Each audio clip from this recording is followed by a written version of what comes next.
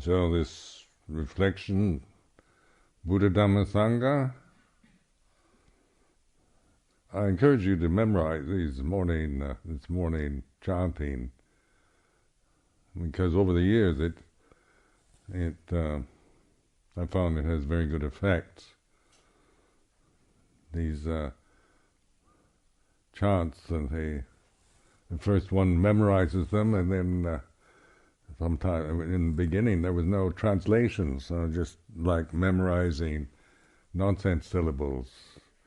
But then over the years, the translations and so forth happened. I always found them very good reminders. Just these three refuges, Buddha Dhamma Sangha,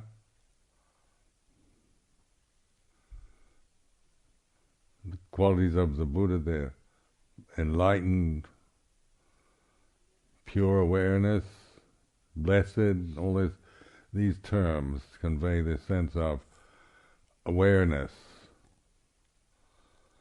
And Dhamma, Santitiko, Akaliko, Ehipasko, Panaiko, Bhajatang, or this here and now, timeless, to be realized, to be recognized individually. And then Supatipanno, those who practice the teaching, who put the practice into some practical form. They're not just nominally Buddhists or believers, but actually what they call Bhatibhata, Supatipanno. In Thailand they talk about Bhatibhata. Bhatibhat is a meditation practice. So like in Luang Por Chah's monastery, says it's a Bhatibhat. It's a monastery where for practice. So Supatipanno is the one who practices in the right way. Ujjupatipanno, directly. Ujju has this sense of immediate here and now, awakened awareness, timeless.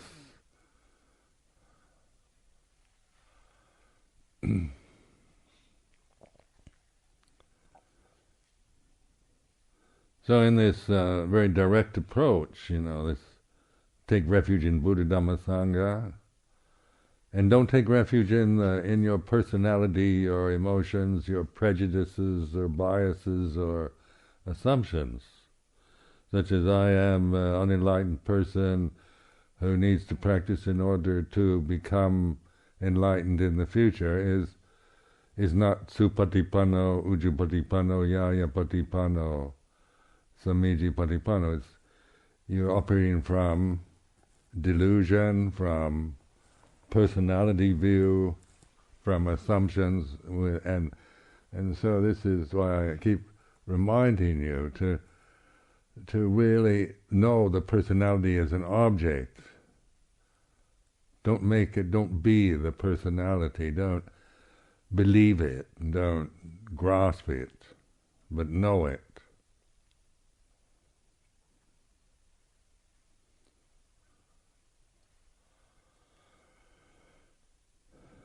One who has insight, Samijipatipanno.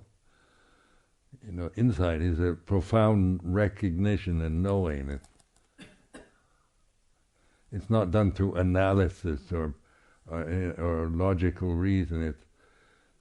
It's very direct knowing.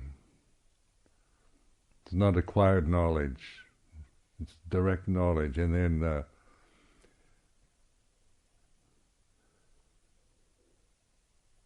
one who practices with integrity, this intention is for liberation from the self, the limitation, the traps of the conditioned realm that bind us to all these feelings and memories and conditions. The four pairs, the eight kinds of noble beings. This is, what is this? This is the Sotapanna, Sakada, Kamyana, Kamyarahant. So each stage has its path, and they're called path and fruit of the path. So it's always this reflectingness. You have insight into the path, and you cultivate the path, and you have the result of that. And so it leads onward into, say, where all the attachments, subtle or gross, whatever, are relinquished. It's total relinquishment, freedom from blind limitation, binding to the death-bound conditions.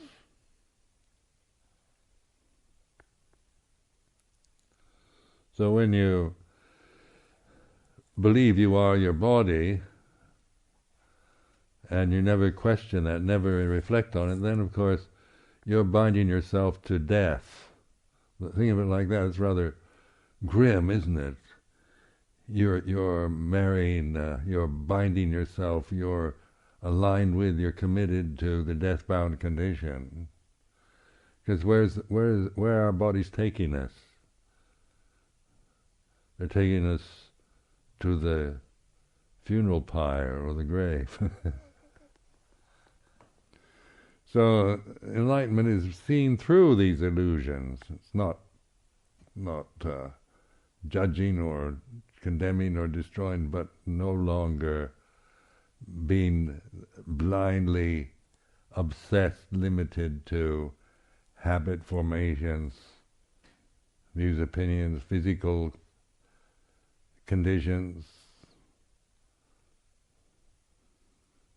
So you see, using this traditional form, it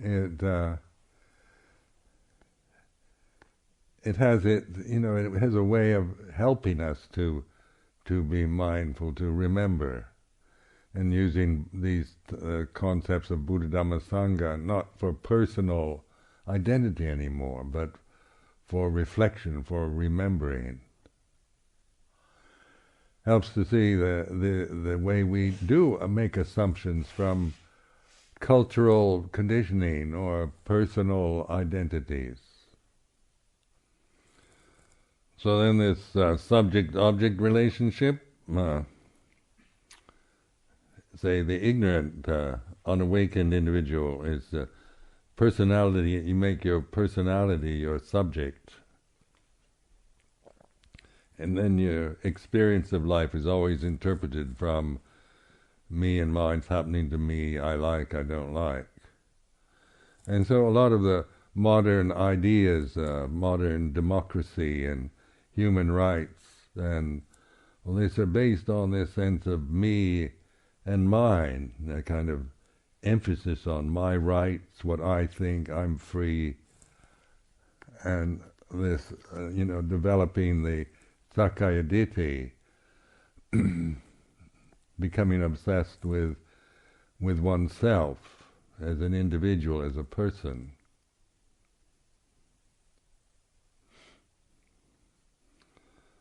And the result of it is we see ourselves always in, it's easy to become offended or upset because we have these ideals. Everybody's equal, and everything should be equal and fair, and we have rights, and I must assert myself, and this is coming from Sakkaya Ditthi. And what is the result? Is that one becomes so self-important and demanding of the world, and critical because they feel annoyed, angry, indignant when you don't get what you want, or you're not treated the way you think you should be. Where in this anatta, non-self, then take refuge in Buddha Dhamma Sangha, then we have perspective on this sense, on modern attitudes. I'm not criticizing human rights, but also just grasping this idea that I have my rights is, it resonates with Sakkaya Ditthi. We're taking refuge in Buddha Dhamma Sangha. It's not about me as a person, anymore, but a reminding of awakened attention in the present. And the pure subject then is, if in terms is Buddho, or awareness, pure awareness, rather than proclaiming myself as a person that should be respected and have equal rights to everyone else. So this is like investigating, coming from the ego, then we see the world always in terms of some kind of threat, of critical mind, of competition, comparing, envy, jealousy, being offended, upset, being indignant at the injustices and unfairness of societies, wanting to change everything, kill off the Taliban, the forces of evil, get rid of the evil. The people that don't agree with you are evil, so get rid of them. You can genocide, get rid of all the people that you don't like, goes into annihilation.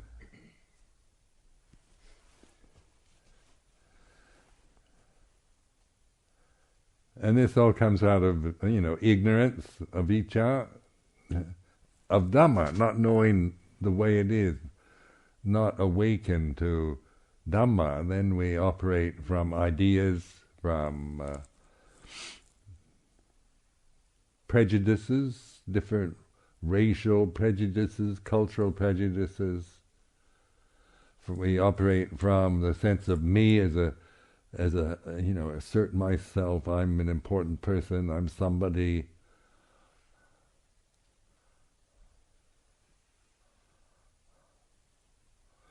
And then to get outside all that is this Buddho, Dhammo, Sangho. So that when I use these words, Buddho, then that automatically the sound of silence, presence here and now, in all the sense of my self-importance and my position and my, demands that I be respected or recognized or whatever, it's put into perspective. I can see this desire, wanting, not wanting, kind of demanding of the world, and then feeling angry if I don't get what I think I deserve.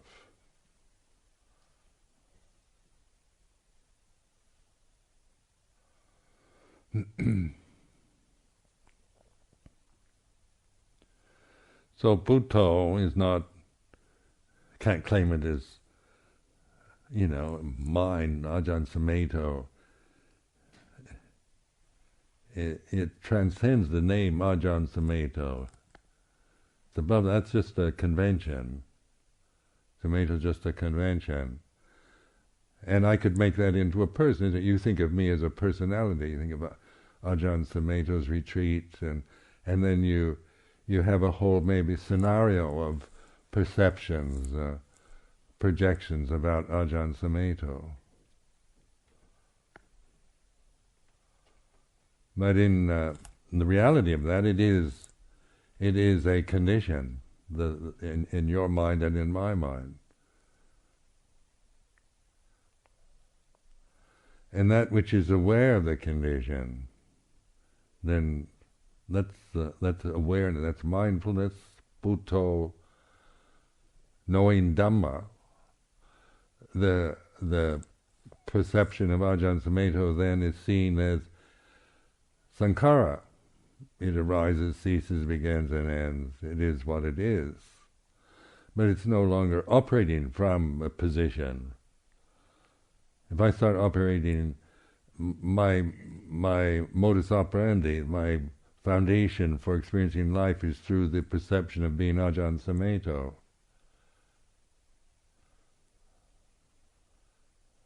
It doesn't work. It brings back all the ego, the self views, the memories, the whole history through memory of me as a person and my importance or feeling of lack of importance. I can see myself as I'm an important person or I'm not an important person. But that which is aware of these different conditions can't call it anything, just for convenience to say Bhutto, that's all, but it's not, even that's another word. It's merely a expedient means to reference, to begin to trust this, access this, be this Bhutto rather than this person. And Bhutto knows Dhamma, not about my life, my background, what I've done.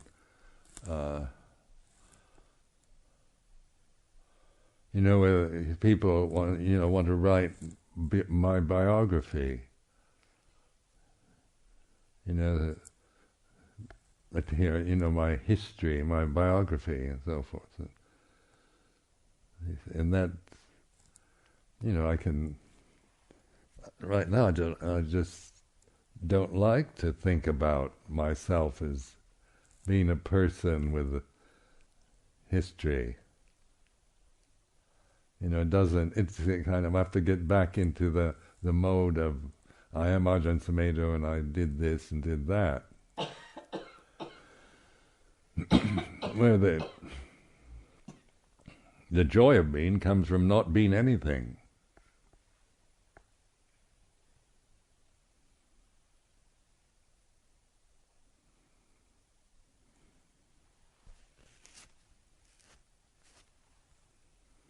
Not having to be anything, not having no, and then the personality is more or less spontaneous, but it's no longer an attachment. No longer how I interpret experience.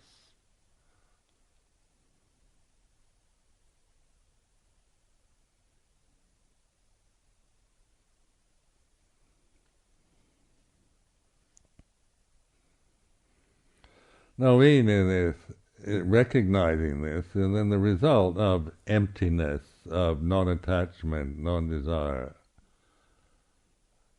is like this. It's a sense of, like it was freedom. It's a kind of relief. It's simple, pure. It's not, but it's not like you let go of everything. You become unconscious or you become a zombie, or just, a totally inept kind of blob on the planet. Sometimes the way people interpret Theravada Buddhism makes it sound like, just you're getting rid of everything. So you have no personality, no desires, all memories you let go of. You don't have memories. Language, and so it's just kind of, what is that? It's like annihilation, just a kind of like, and no consciousness. The consciousness ceases, and if consciousness ceases, your body's dead. So when the Buddha was enlightened, when he was enlightened, his body didn't die. But what died was ignorance, the end of ignorance of the Dhamma, of reality. So then what we, the attitude of individual human being that realizes the path, develops the path, then is free. And then what is there to do? Like in the tradition of, in Theravada Buddhism, the Buddha, after enlightenment, established Dhammavinya, a way of teaching, established a traditional form, a convention. So the rest of his life after enlightenment was, establishing this a way of practice, of passing a conventional teaching, a useful, expedient teaching, so it'd be carried on from one generation to the next. Otherwise, if the Buddha didn't do that, he would have, he just remained quiet and not bothered, then we wouldn't remember. We wouldn't have anything at this time. So they have these this concept of Bajeka Buddhas, or they're like enlightened beings who leave no tradition, no teaching behind. They're enlightened, but they have no way of teaching or instructing or carrying what they've recognized as no vehicle for passing on to the next generation. So consider, this is a very ancient tradition, Theravada Buddhism. And it's survived, and it's useful now because after the historical Buddha was enlightened, he, out of compassion, he went forth to offer teaching that could be handed on from one generation to the next. So that's what happened. I can see here the monastic Sangha is carrying on that tradition where the form established by the Buddha, convention, that is supposed to practice the teachings and pass it on to the next generation. So this is what tradition is. It's not just hanging on to antiques, and sometimes people say, Theravada Buddhism is old-fashioned and they didn't have modern values, and life was so different in ancient India than it is in modern Europe, and pressures to change the tradition to fit values of modern European values. And then people say, we want a British Buddhism. We don't want that Thai Buddhism. We want our own form of Buddhism, British Buddhism, or American Buddhism, Western Buddhism. And that sounds like Sakyaditi to me, because Buddhism is, it's not Thai or British. It's Dhamma. It's outside that cultural thing. And then Europeans, we can so kind of conceited, thinking we've improved everything. We're so advanced civilization that we can really make Buddhism better. And in the States, I remember years ago being quite amused by some American who were saying, we're going to improve Buddhism in America. American Buddhism is going to be better. We're going to really, modernize it and make it a better kind of Buddhism than that kind they have in Sri Lanka or Thailand. That's incredibly conceited, isn't it? Very American thing to think, but it, this is we can improve everything. Whatever we do, we improve on it. is Sakyaditi Thilabhata Paramasa. So it's not about improving or modernizing, but using the Bhatibhata.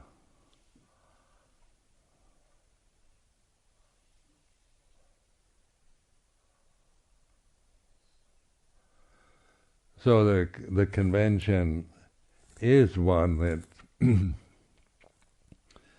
has kind of proved itself. It's very, what other conventions do we have that date back 2,552 years that still operate and still value and useful in modern day life?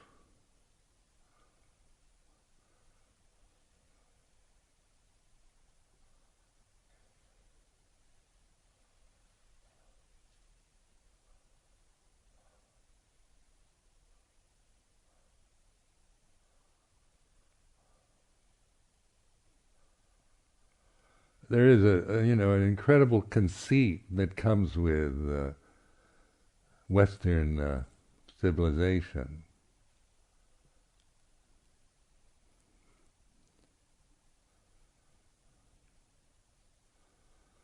And then we, so that it gives us this, even we have such values as democracy and human rights and freedom and equality. These are ideals, not to be despised or rejected, but we don't know how to relate to ideals.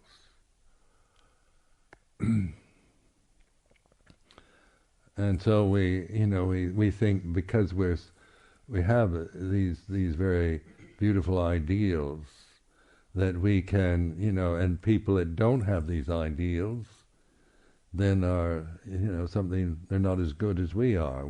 It's like bringing democracy, American democracy, to Iraq. What they need is really to become Americans.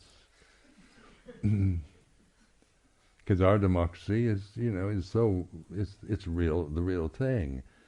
And this is, without knowing anything about Islam or Iraq, and just assuming that they're backward and not up to date, and we're going to really give them this wonderful thing.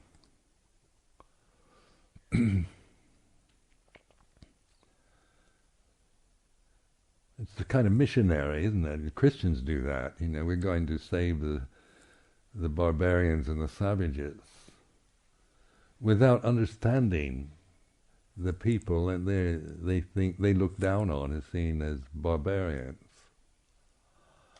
So in this reflective thing, the style, the Buddha Dhamma Sangha, notice that conceit, thinking I'm better or what I have is better than what something else, is like this. It's a creation. It's Sakyaditi, Thilabhata Paramasa.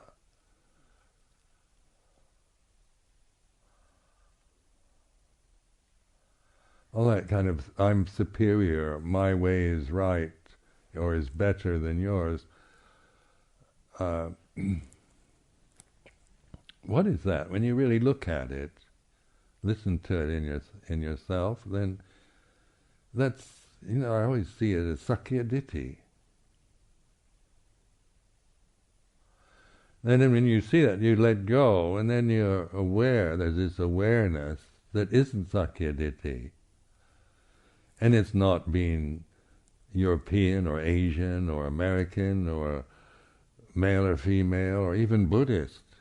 It's not even, championing Theravada Buddhism as the kind of the better, more advanced or pure form, and seeing, grasping the perception of Theravada Buddhism being the true form, is still Sakyaditi.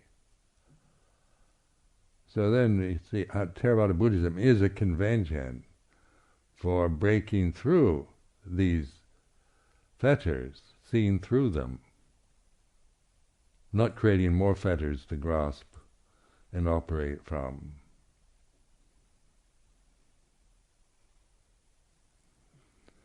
I read in Barbara Tuchman, an American historian, wrote a very good book called The Proud Tower. And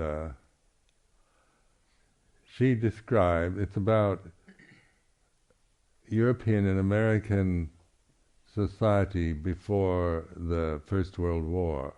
So it's a period between 1895 and 1914. And so, and then this is the height of the British Empire.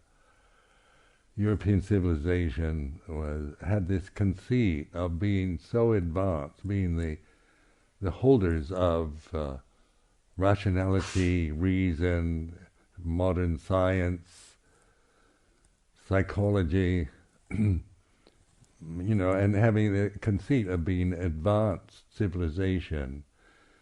And this was very strong sense, like in the she describes the when Queen Victoria had this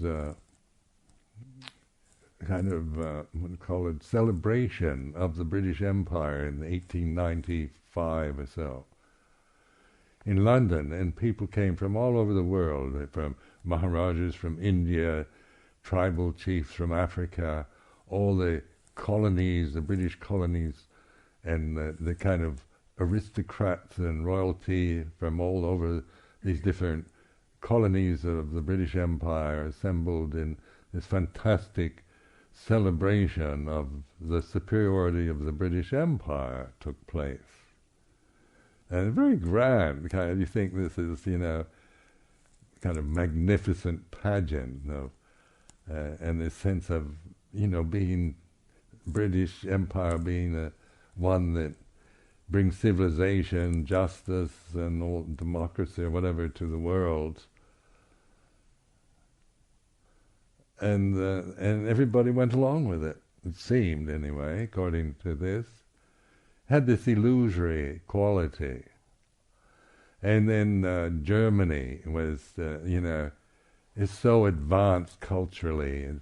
It's philosophers, it's psychology, it's musicians, it's poets and writers. And you think of German culture as, you get, Goethe, or you get Beethoven and Schubert and Brahms and Bach, and you think of all these marvelous kind of musicians and classical musicians and philosophers.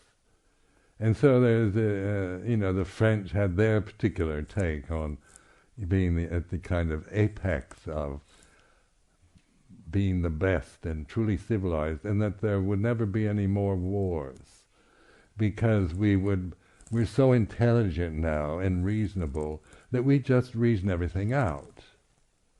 So if there's any conflict, we can just solve all our conflicts and problems through reason and logic.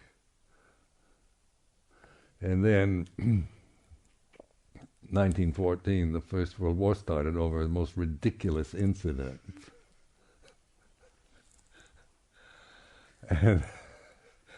And pulled everybody into taking sides. And then you read what happened in Europe during the First World War, the kind of this nasty, ugly, long war, or fighting in trenches and killing each other. Based on what? This, this was not being reasonable or civilized, was it? This kind of total kind of humiliation of this incredible conceit that we're above that now. And notice though, when we do get very conceited and think we're the best, that inevitably something's going to happen to totally humiliate us. It just seems to be nature's way of, not perpetuating arrogance and conceit.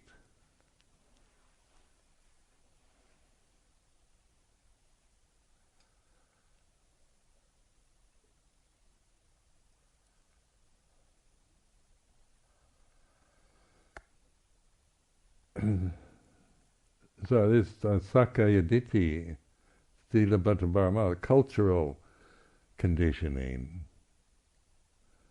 all this conditioning is then investigated. We've seen it, not judging it, but observing the nature of all conditions is impermanent.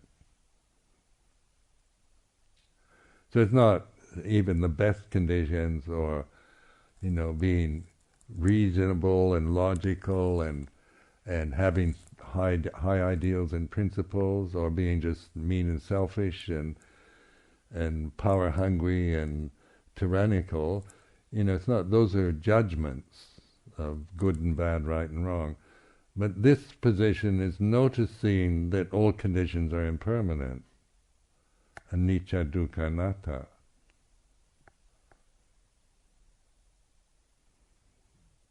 Now that, once that's a mindful, that's an intuitive intelligence, it's a discerning ability. When we forget that, then we get caught in our ways better than your way, and maybe it is, democracy is better than tyranny, and all this kind of thing. It's not that it's wrong, but attachment, and not knowing attachment, not recognizing the results of attachment, then we through attaching even to ideals of democracy, freedom, equality, that attachment then is the source of conflict, division, prejudice.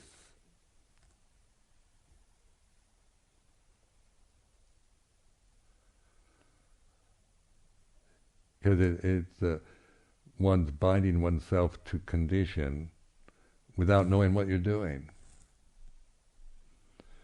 So recognize that this opportunity to awaken, and a way of reflecting and considering, it's not an indoctrination or brainwashing, it's the invitation to open and reflect, and so you understand the results of attachment, of identity with the conditions. You discern the result of letting go of conditioned phenomena.